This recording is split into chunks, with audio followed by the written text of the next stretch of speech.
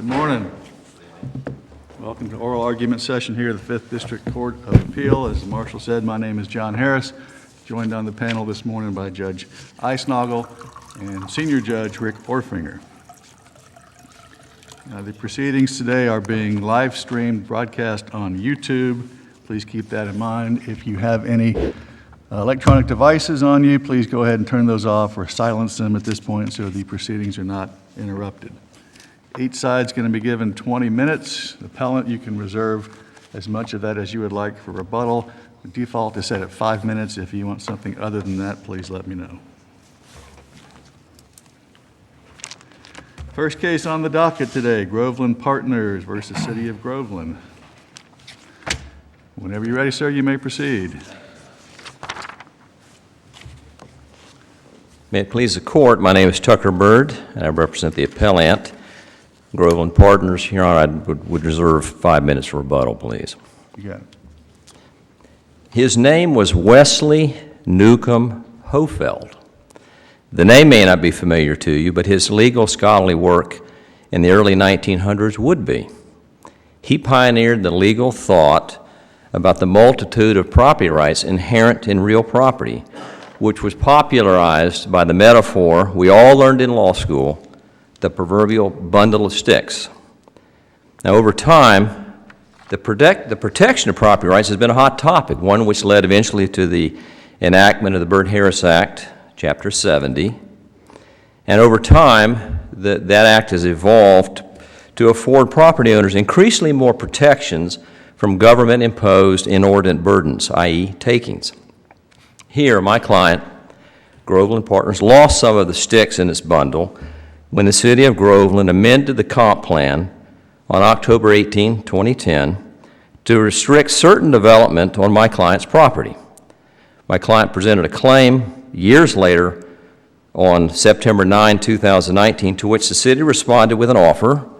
Groveland Partners rejected the offer and then filed a claim for damages. Now, the city made two main arguments here. Argument number one, you're too late. You didn't file a notice of claim in time. Argument number two, you're too early.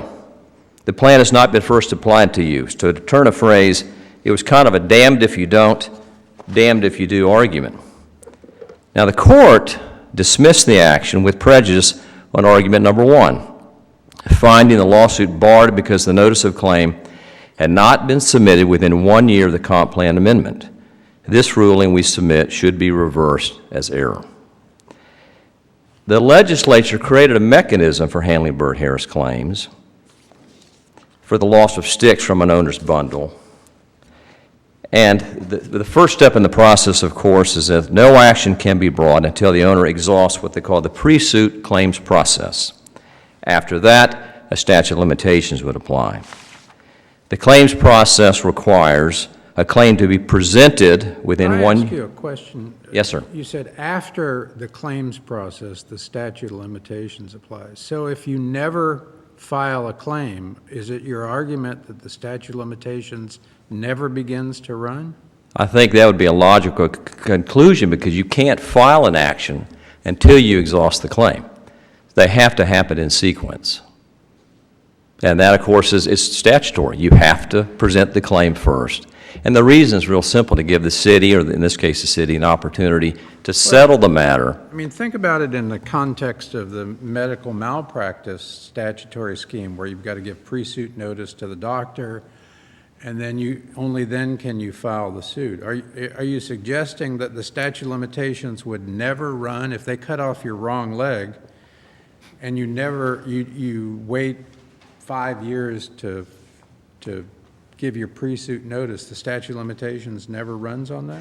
Well, I think the better argument of comparison would be to a statute of repose. There is no statute of repose in Chapter 70. Certainly the legislature could say, and in any event, you can't bring a claim after such and such years. That doesn't exist. Instead, it has a very specific process. You cannot bring an action until you give notice of the claim. And of course, that's where the statute then puts in place a protection for the owner.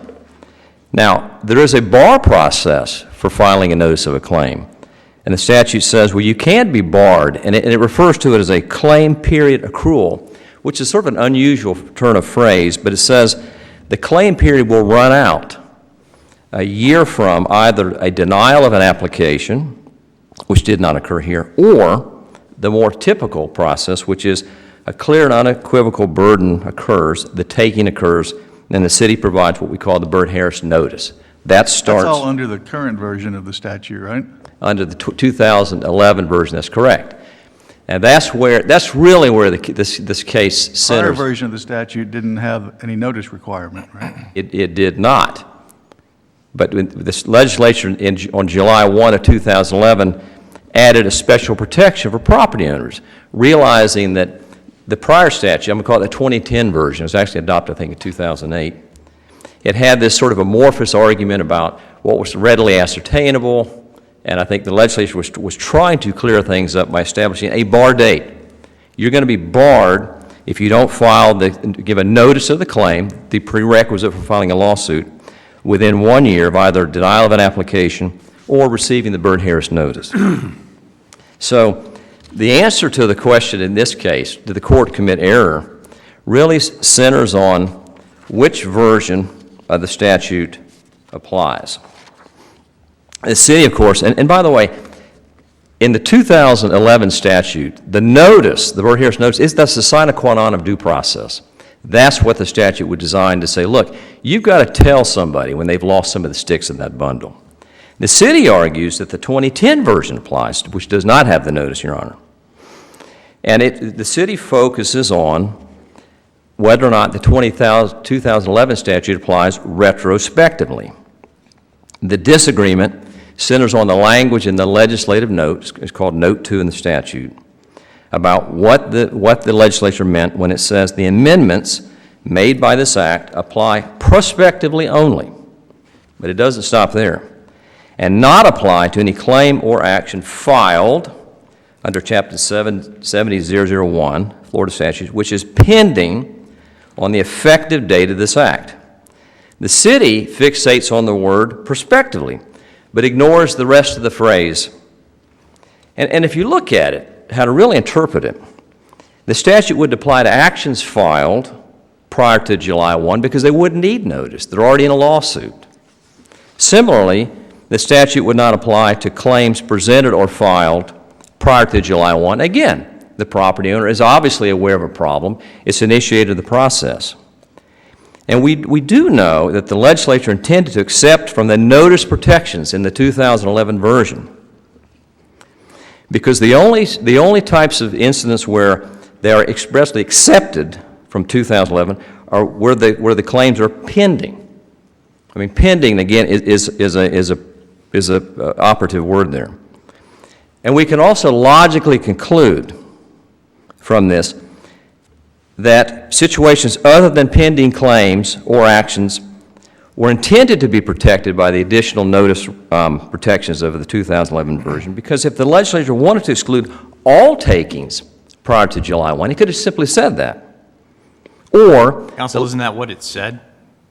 The amendments apply prospectively only? Well, only... What does that initial phrase mean? It seems pretty broad. Well, but if it were broad, they wouldn't go further and say it shall not apply to any claim or action. It would have just said prospectively, period, end of story. Mm-hmm. I mean, but it doesn't say that. It goes on further to say only as to these. It includes, so that your argument is that specific, the second statement, which is specific, necessarily narrows the first very broad statement. Correct. Okay. There's no other way to read that and? I don't think there's any other way to read it, because otherwise you wouldn't need it. Doesn't "and" also mean "and in addition to"? I mean, the way I read it, or the way it could be read, is this act applies prospectively only, and in addition, does not apply to pending claims. But that would be redundant. If you said prospectively only, of course it wouldn't apply to any Counsel, claim. I don't understand how your interpretation isn't redundant. If your interpretation was correct, why did they include the initial phrase at all? The very broad statement seems like it would be entirely unnecessary. Well, if you start with the basic concept that most statutes apply only prospectively, there are some retroactive, obviously remedial statute. One could argue this is remedial, by the way. But if you intended to, first of all, if you intended only to apply to takings which occurred after July 1, right, you would stop. You wouldn't say anything about it. But here the legislature felt it is important to clarify what we're talking about here. And they said prospectively only, and then it goes on to, which again modifies prospectively to say it not applied to any claim or action filed or pending. But I guess I'll go back to my question. Why is the initial phrase, the very broad statement, the amendments apply prospectively only? Why even include that language at all under your interpretation? Why not just start with these amendments do not apply to any claim or action filed? Well, basic statutory construction, you must try to harmonize everything they said. You can't ignore any of it. That's a different, you're answering a different question. My question is, why did they include that first statement? Well, I think they were trying to indicate that there are going to be certain things that are not going to be protected by the 2011 version. I call it accepted out of the amendment, and they said, look, we're going to accept out certain things that are happening. And if you think about it, it makes perfect sense. We don't need to send notices to people who are already in an action. We don't need to send notices to people who've already filed a claim. They're already in the process. We're talking about people that have had takings prior to the amendment, and they've not been given the notice. How long before, how far back under your interpretation would it go? 1 year. It would go back 1 year. Yeah, because if you looked at something prior to 1 year, they would have already been barred by the prior statute. I mean, that's sort of I think that's the way you would harmonize that. And think about it this way. If you had a difference between, and these are going to be claims that have not been noticed, no actions filed, it's just a taking within the year prior, if you understand the context, it would be arbitrary to say that somebody that had a taking on July 1 gets the notice, but somebody that has a taking on June 30, the day prior, gets no notice. Neither one of them is in an action. Neither one of them has filed a claim. And yet one gets notice, the other doesn't get notice. I think the legislature clearly was trying to say, look. Well, there's always going to be somebody who gets notice and somebody who doesn't when there's a change like this. Right. So how is it arbitrary? Well, it would be arbitrary. What would be the difference between one day and another? I think what I'm saying is that's always going to be the case with a change like this, always. And you just but there has to be a cutoff point, right? So why is it arbitrary to choose July 1st? But I'm not saying that the fact that there's always going to be some change, right, if a statute's enacted. I think it's why the legislature put the note in there that says, look, this is prospective. And they clarify what they mean by that. Mm-hmm. If they just meant all takings prior, they could have said nothing, or they could have said any taking, any inordinate burden imposed prior to would not be covered. The legislature clearly tried to do something here. And the way the city would have it, you would just ignore the entirety of the language. And they also sort of imply that any claim which may exist, whether you presented it or not, is equivalent to a claim that's pending. You wouldn't say that. You may have a taking, you may have a right to file a claim, but a claim is not actually something specifically that you do. You provide a notice of a claim. You could have a loss or taking and not have a claim if you don't present it. And so this is kind of where I think where the court erred, quite frankly. Would you agree, Mr. Byrd, that if the pre-amendment version of the statute applies, there was no error below? The judge got it right? I think that's a fair interpretation. And the reason I say that is that there's some argument about whether it was readily ascertainable. And the cases are all over the board. What does that really mean? I mean, I know one example of readily ascertainable would be as if I had a commercial use and the land use was changed to recreational. I mean, clearly you understand that, boy, something's happened. I think in this case it was identifiable. It wasn't identified, but it was identifiable that some change had taken place. So I think a fair read would be is if we're stuck under the 2010 version, obviously we have a problem. And that's why, and by the way, I think that's why the judge, the judge's ruling was just, it was definitive. You're late. You didn't file in time. We argued you're under the wrong statute. Obviously, the judge, I think, adopted the 2000. In this case, the comp plan changed them from 70% to 40%. Yes. Isn't that, you know, and I understand you may disagree with the Citrus County case, the Halls River case, but isn't that a good example of something that is readily ascertainable? I mean, if you got a pie that's this big, and I say, I'm not going to give you 70% of that pie, I'm going to give you 40% of that pie, isn't that just a mathematical equation? Yes and no. I mean, because we do know from in the record, it really took an appraiser and engineers to ascertain what exactly happened. Something obviously happened, whether or not it be material, whether or not it be an economic hardship. It wasn't ascertained until, in fact, that analysis was done. But I mean, the bulk of our argument, the strength of our argument really is the court applied the wrong statute. If we're under the 2011 statute, we should have gotten notice. We didn't get notice.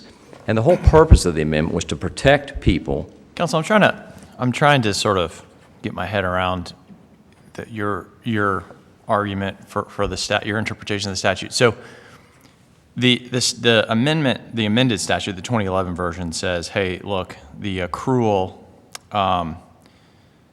occurs essentially after notice.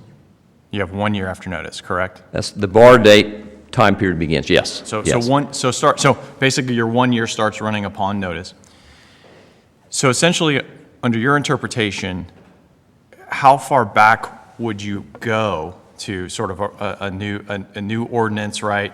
30 years old. There's never any notice because there was no notice required. Does the new statute apply to the 30-year-old? No. Ordinance? Okay. Explain that. Well, as I said earlier, if you go back, if you take July 1 as the benchmark date, you go back a year prior. Why?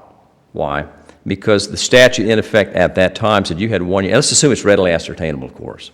You had 1 year to bring your claim. If your claim is... When you say statute in effect at that time, what time? Which statute? Which version? The 2010 version.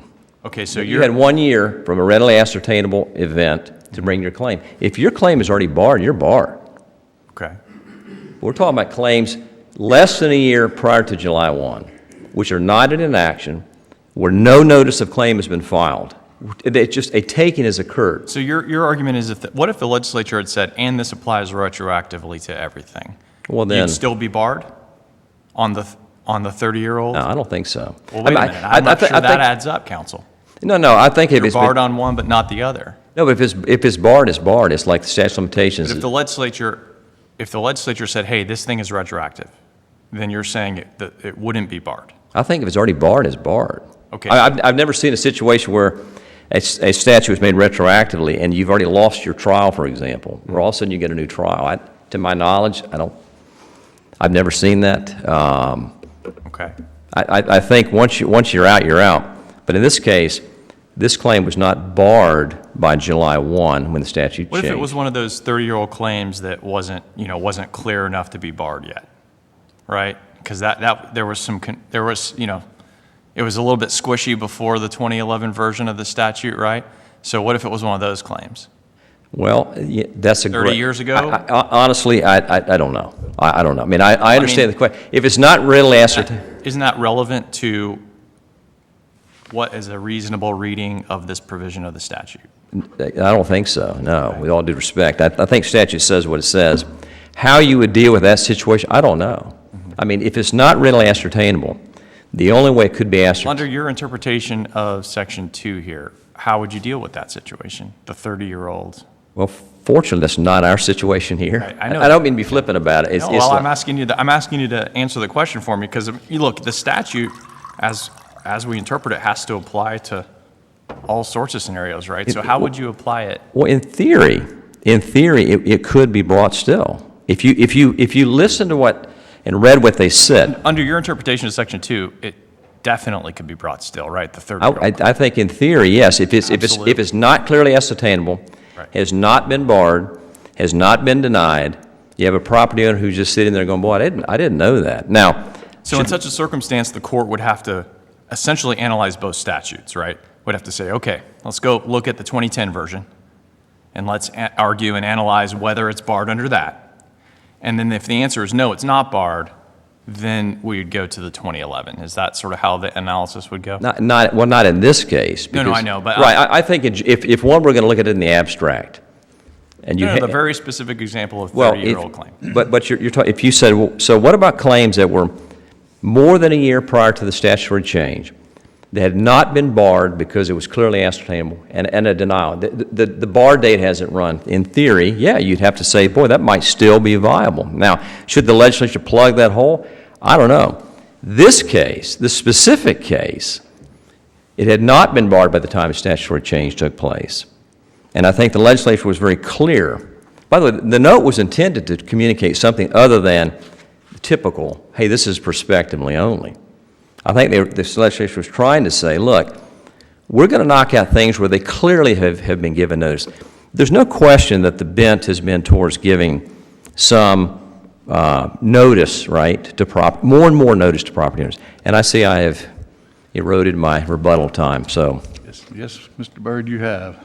We'll give you about 1 minute for rebuttal. thank you, Your Honor. That's all hopefully I'll need. Thank you.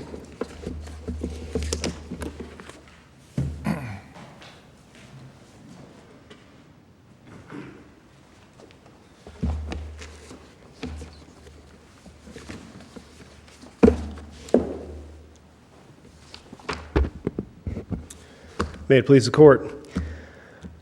One of the first issues I want to address, Judge Orfinger, is the first question I think you asked within about a minute of the oral arguments beginning, and that was the question of the statute of limitations, which is a separate issue, aside and apart from the one-year issue, which, for whatever reason, the statute of limitations seems to be overlooked in these Byrd-Harris cases. We all wrangle and argue over the one-year issue for whatever reason.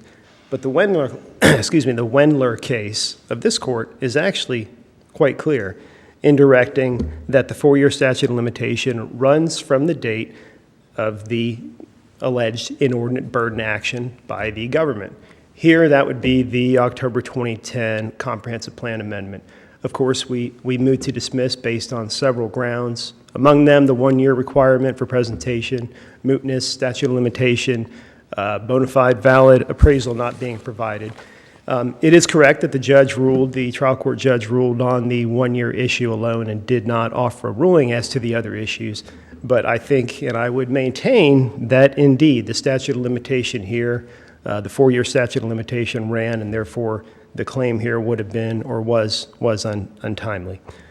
The reason I wanted to address that off the bat is I don't know that was cleared up by the prior argument, but that is a key consideration in this case, that along with the individual grounds that the trial court ruled on, there were several grounds that the city would submit this complaint would have been subject to dismissal. Did the city, in its motion to dismiss, specifically raise the statute of limitations? Yes, sir, we did.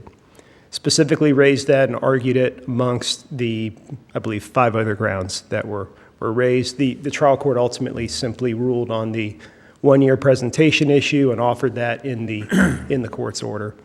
To segue a little bit, I struggled a bit with probably the most hated concept in appellate law, the tipsy coachman argument, and whether and to what extent I wanted to inject that into the case. It appeared that was probably not one of the better arguments to present to this court, but it is true that we presented those arguments fully.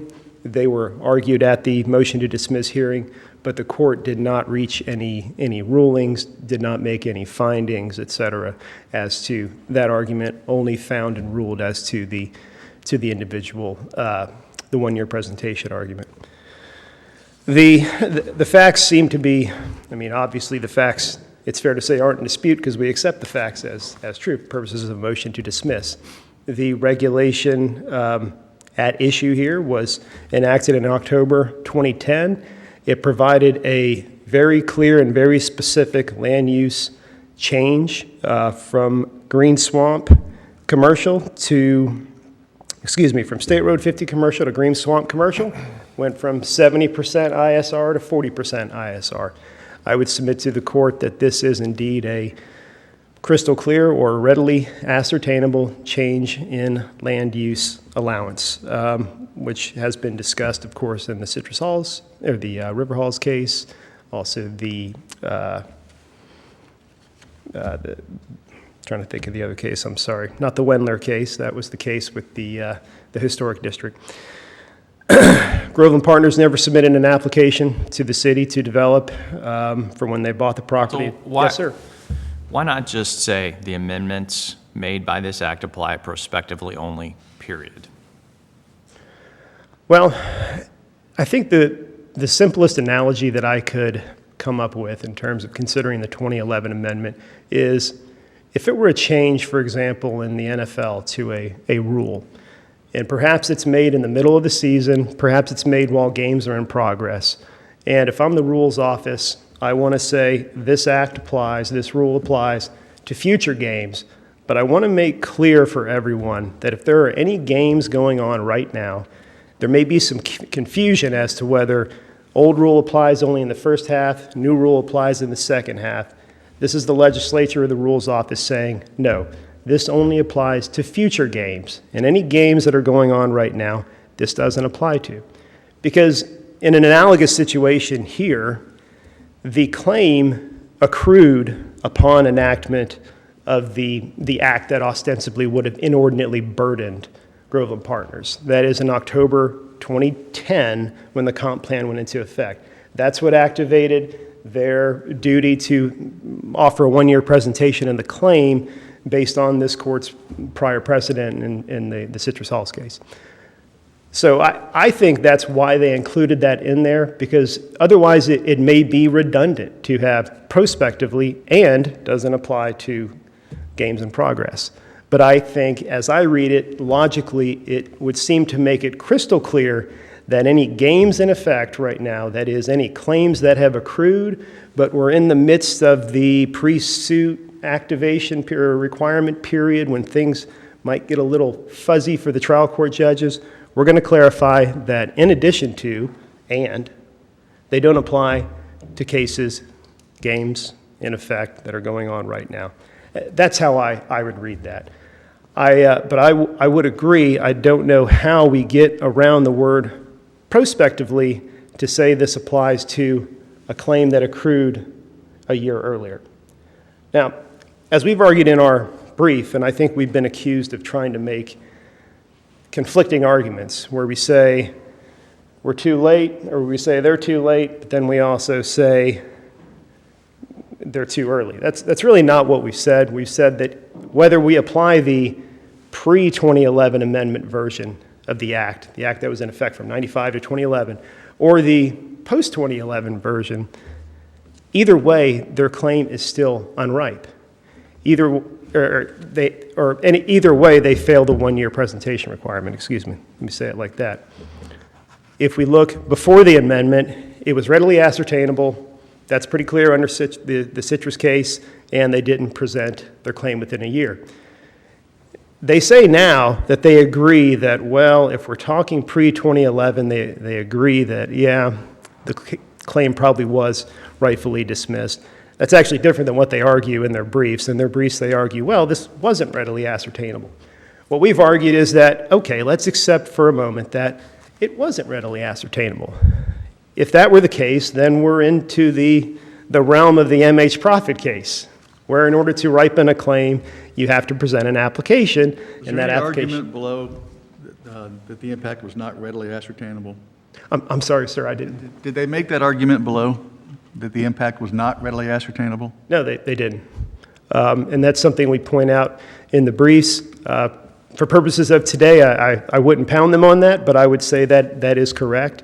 But even if they had made that argument, I would say it's patently incorrect based upon simply an application of the Citrus County case. Obviously, they're able to say in their briefs, able to say in their complaint, 70% to 40%. That part of the change that was readily ascertainable was not based on some expert analysis or an analysis of an appraiser. That was simply looking at the regulation itself, 70 to 40%. And I would add, even in terms of that 70 to 40%, which they complain of in this case, so vigorously, it should not be forgotten from the city's point of view, the offer of the city to put them back in that exact same place by way of its pre-suit offer. This is probably one of the rarest cases we'll see in the Harris Act context where somebody complains of an impact that they say caused them a burden, and the governmental entity comes back and says, okay, we'll put you back in the exact same place. We will take the laboring oar in doing that. We will pay for it, and we will do that for you. And we'll even offer you an option that will give you more intensity of development than what you had had before. That was rejected here for reasons completely and entirely unclear to the city. That was why we presented mootness as our very first motion to dismiss argument. I think in terms of viewing, there's been some claims, at least in the briefs, of at least unseemly action by the city, if you would call it that. But I have a great deal of difficulty accepting that when you review the city's actual actions in terms of what it did and what it offered before this case was even filed. Is it your contention then that they would have had a claim if they had accepted your offer and you submitted your comp plan amendment, which I guess goes, what, the Department of Community Affairs? If they had turned it down, would they then have a Burt Harris claim? No, not at all. So your view is that this was essentially just a gratuitous, equitable offer on the part of the city? Absolutely. That would absolutely be the city's position in terms of working with landowners, working with these developers. I don't know that the record supports representations beyond that, but to answer your question legally, that would not have created a cause of action in their favor because it was gratuitous. There was no obligation on the part of the city to provide that land use change. What import is it, if any, that when they submitted their Burt Harris claim, you made a settlement offer as opposed to telling them you're untimely, go away? I don't know that it is any import whatsoever. I don't know, and I'll say this among other things. They attempted to inject into the appellate briefs an argument of estoppel. There are no facts there that would lead to estoppel, namely in that there was no change of position by the developer landowner here. What's interesting is if you look at the actual facts as pled, there was never any action directly related to actually attempting to develop the property. This isn't a case where we led them down the primrose path only to yank the rug out from under them. There were no applications submitted. There were no development efforts submitted, at least in terms of what's pled in the complaint. So even the first step in terms of estoppel, which would be the only conceivable argument I could see being made in terms of the letter of affecting a cause of action, they don't make that first step in terms of offering anything in support. But to answer your question, no, it was a gratuitous offer.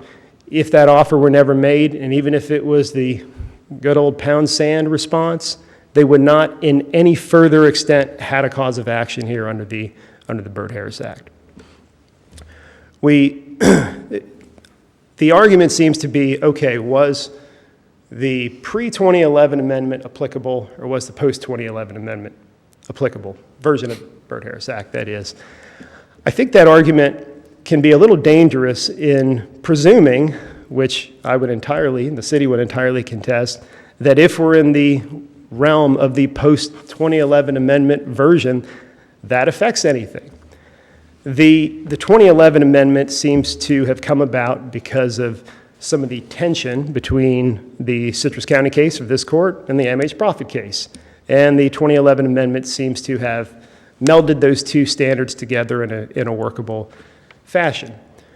What the legislature clearly did is it said, okay, there will be two ways we're going to have an application of the case, application of a new law, rule, or regulation, which could give rise to a Harris or allow continuance of a Harris Act cause of action. Under the first option, if the impact of a regulation is clear and unequivocal, which I would think is the functional equivalent of readily ascertainable, and notice is provided to a landowner, then the impact, then that is one method through which a new regulation is applied. Otherwise, that is, if subsection A doesn't apply, then upon application, which is denied, then under that scenario, a new law, rule, or regulation is deemed applied.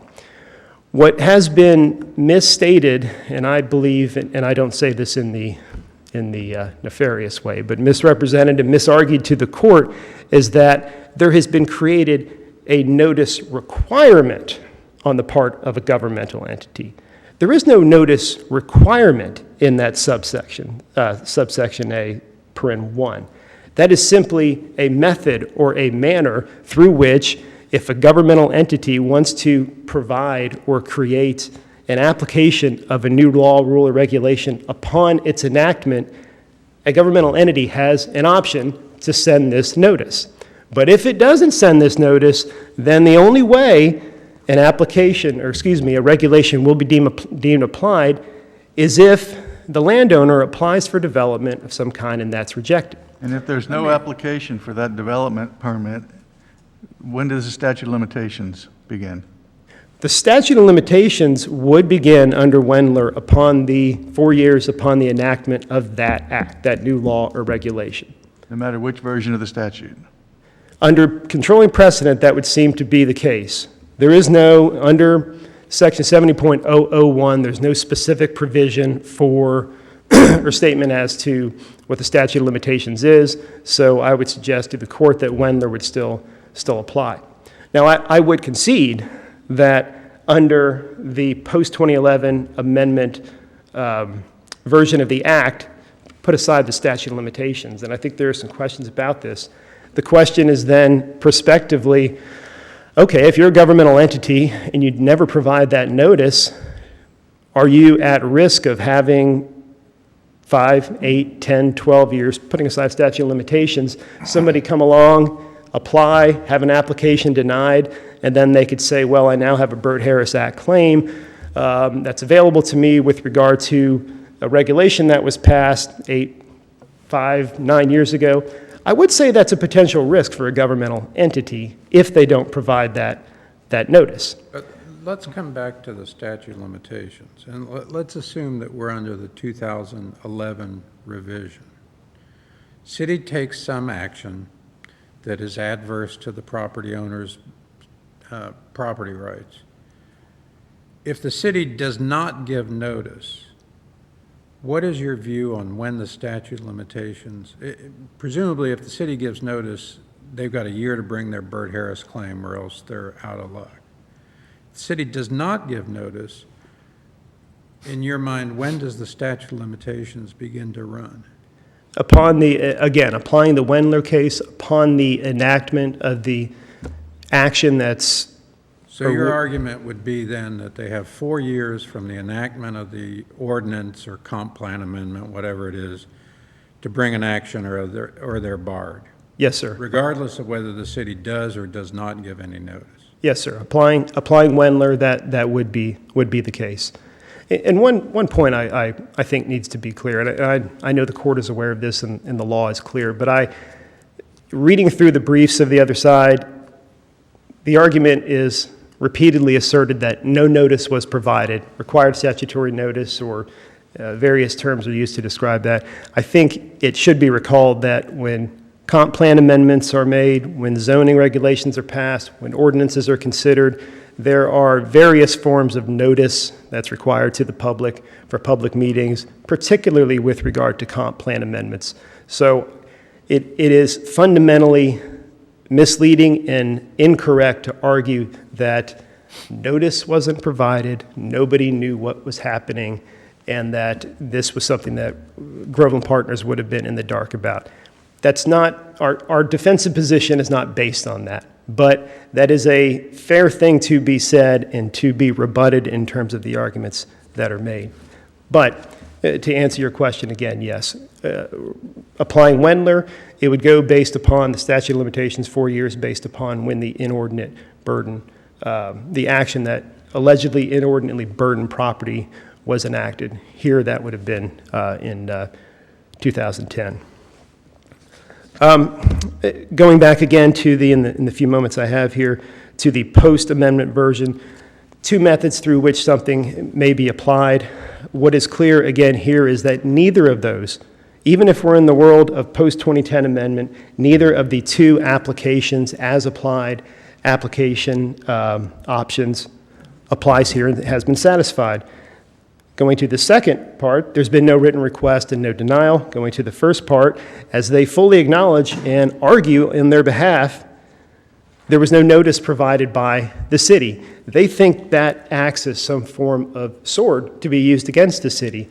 But in fact, those are the two options that they could use in order to ripen their claim. Here, neither of those ripening options has been satisfied. But your argument would be, even if they applied for a permit today and got turned down based upon the 70%, that they're still barred by the statute of limitations. Yes, sir. That would be our argument. Well, and I would, to be clear, my primary argument, and I don't want to misstate the city's primary argument, is that the 2010 version of the statute in fact applies, because that's when their cause of action accrued and came into existence, because that's when the statute, or excuse me, the new regulation was enacted, which was readily ascertainable. That is the impact of it. But indeed, even if we were in the world of the post-amendment version and neither of those applied, which they wouldn't, they would still be barred by the 4-year statute of limitations. With that, I thank you for your time, and pleasure to appear before the court. Thank you, counsel.